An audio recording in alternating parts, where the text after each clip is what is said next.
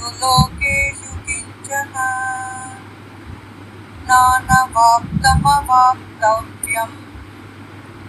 వర్తయేవ చ కర్మణి. ఈ మూడు లోకాల్లోనూ నాకు చేయవలసిన కర్తవ్యం ఏమీ లేదు అర్జున. నాకు పొందవలసినది ఏమీ లేదు, సాధించవలసినది లేదు. అయినా నేను చేయవలసిన విధులు చేస్తూనే ఉంటాను.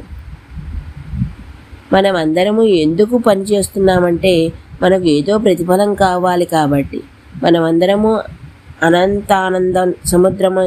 అనంతానంద సముద్రమైన భగవంతుని అణు అంశములము